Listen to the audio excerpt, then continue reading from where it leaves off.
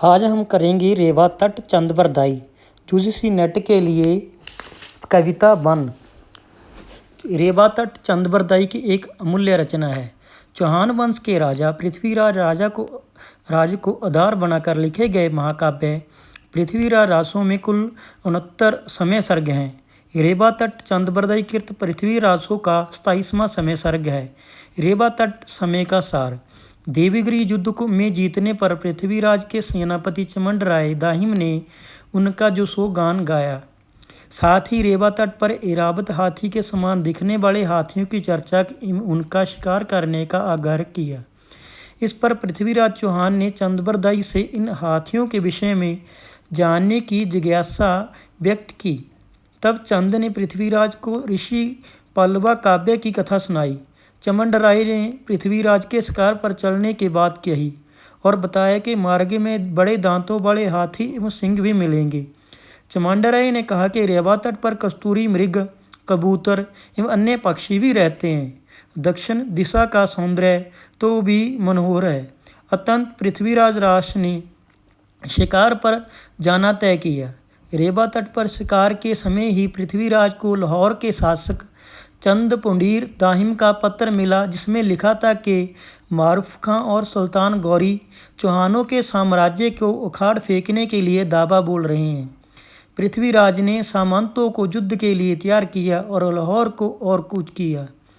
गौरी ने जब चिनाब नदी पार की 8000 हाथी 18 लाख घोड़ों के साथ, तब वहाँ चंद पुंडीर उसे रोकने के लिए तैयार खड़ा था। दोनों दलों में भयंकर युद्ध हुआ। पुंडीर वंशी 5 वीरों के गिरने के बाद चंद पुंडीर ने समर्पण कर दिया और गौरी चिनाब से आगे बढ़ गया। इसी समय पृथ्वीराज को दूत ने बताया कि मारूफ खां भी लाहौर से 5 कोस की दूरी पर आ गया है। ये सुनकर पृथ्वीराज क्रोधित हो उठे और गौरी को फिर से बांध लेने की प्रतिज्ञा की। पंचमी तिथि मंगलवार को पृथ्वीराज ने गौरी पर चढ़ाई की। दोनों ओर से भयंकर युद्ध शुरू हो गया। समर सिंह, जैत पवार, चमंडराय, हुसैन खां आदि गौरी की सेना में छिन्न भिन्न कर रहे थे। पृथ्वीराज की सेना चक्रव्यूह बनाकर लड़ रही थी। पहले दिन सूर्यास्त के बाद युद्ध रुक गया। दूसरे दिन प्रातःकाल फिर युद्ध आरंभ हुआ। अप्सराएं देवलोक छोड़कर युद्ध भूमि पर आई और मरे हुए वीरों का वर्ण करने लगी। युद्ध चलता रहा और चौथे दिन तक पहुंच गया। चौथे दिन के बाद गौरी कैद कर लिया गया। 1 माह और 3 दिन कारागार में रहने के बाद जब मुल्तान के अमीरों की प्रार्थना की और दंड स्वरूप 9000 घोड़े, 87 ऐसी घोड़े और 8 सफ़ेद हाथी, 20 डली हुई डालें, कजमुक्ता और अनेक मानकें दी, तब राजा ने सुलह और शांति स्थापित कर गौरी को वापस विदा किया। और लेखती स्थान जो रेवा तट कविता में संपूर्ण रूप से आए हैं, ये यूजीसी परीक्षा के लिए बहुत ही अति महत्वपूर्ण बन जाते हैं। कनवज कनौज को बोला जाता है गजनी अफगानिस्तान में, और दिल्ली और देवगिरी और लाहौर। रंबा तथा मेनका अप्सराएं के मध्य संवाद का भी उल्लेख है।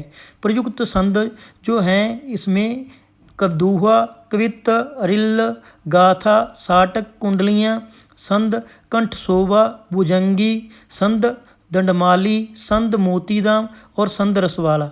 इन 11 संदों का प्रयोग रेवा तट कविता में किया गया है। पृथ्वीराज रासों के बारे सारे संद चंद बरदाई ने कविता संज्ञा दी है।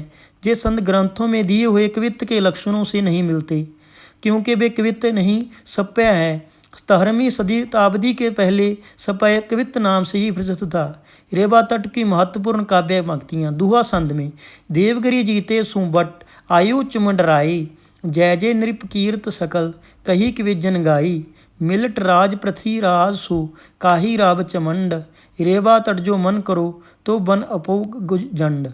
कवित्त बिंदु ललाट प्रसेद करथो शंकर गजराज, ओरापति दर नाम दियो चढ़ने सुरराज, दानव दल देही गज रज उमाया अरंदर, हुई कृपाल अस्तिनी संग बक्सी रुच सुंदर, औलाद तासु तन आय के रेवा तट बनी त्रय, समानथ स मिलत इप दहिमे कंथ उचरे। ये यूजीसी नेट हिंदी कविता की पाठ टेक्स्ट 1 के लिए प्रयुक्त